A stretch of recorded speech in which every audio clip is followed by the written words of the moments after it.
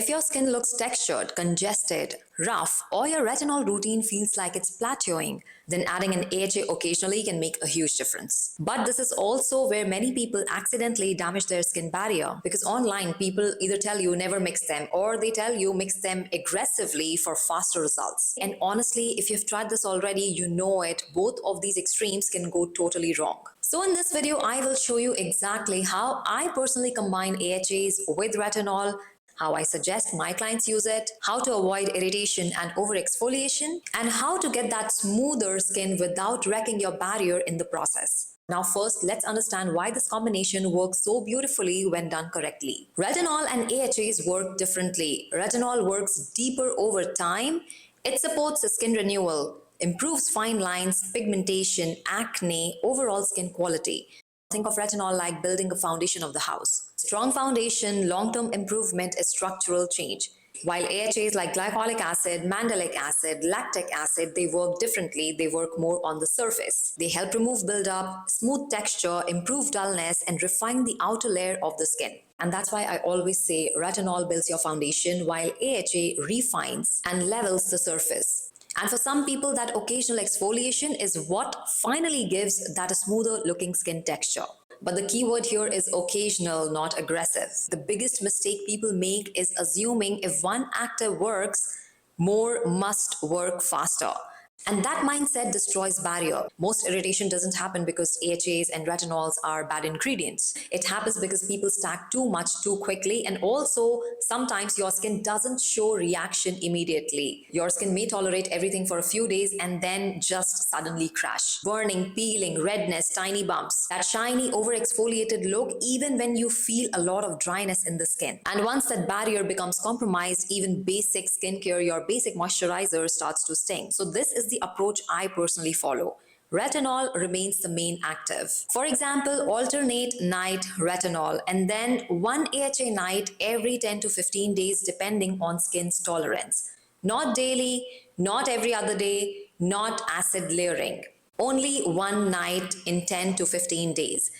I keep at least 2 recovery nights between the AHA night and the retinol night. So if I use an AHA tonight, tomorrow night is a recovery night, and day after tomorrow night is again a recovery night. And the night after, retinol resumes. That spacing gives the skin time to stabilize. And honestly, most people underestimate how important recovery nights are. Now here is an example for someone who's already comfortable with the use of retinol. Monday you start with retinol, Tuesday keep a recovery night. Then Wednesday, you again go in with your retinol. Thursday, recovery night. Friday, again a recovery night, because Saturday, we are going to add an AHA night. Sunday, recovery night, and Monday, again, recovery night. Then retinol resumes again on Tuesday night. Now, if you're a beginner, do not jump straight into this. First, build retinol tolerance alone, then slowly introduce occasional AHA use later. Your skin needs to stabilize, it needs to get used to the usage of retinol first. Now let's talk about things that make this combination safer and more effective. Number 1, support your barrier properly. Your moisturizer is not just a finishing step, it's part of the treatment strategy. Look for ingredients like ceramides, glycerin, panthenol, cholesterol, hyaluronic acid, because healthy skin responds better to actives. Number 2, start slow. Do not copy aggressive online routines. Some of the skinfluencers or creators you see online, they may have, years of tolerance built already. Your skin might not be there yet. And third, the sandwich method, especially for beginners. Moisturizer first, then retinol, then another layer of moisturizer. This can help reduce irritation while your skin adjusts.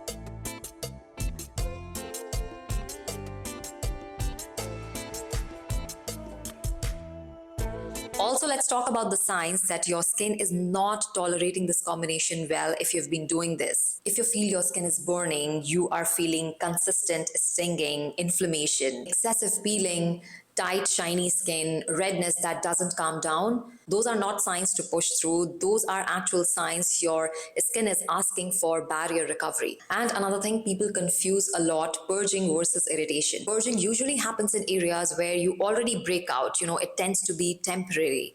Irritation looks different. The skin feels uncomfortable.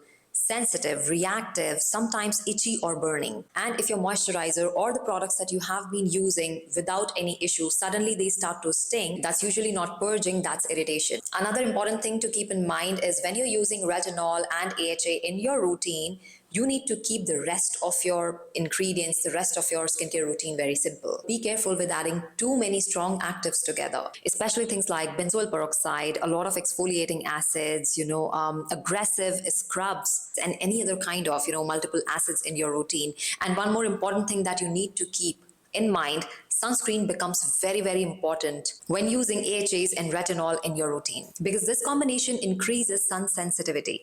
If you're inconsistent with sunscreen, you increase the risk of irritation and pigmentation. So daily sunscreen is part of the treatment plan, not optional. So to summarize, retinol builds the foundation, AHA refines the surface. But the goal is not maximum exfoliation. The goal is controlled, sustainable skin improvement.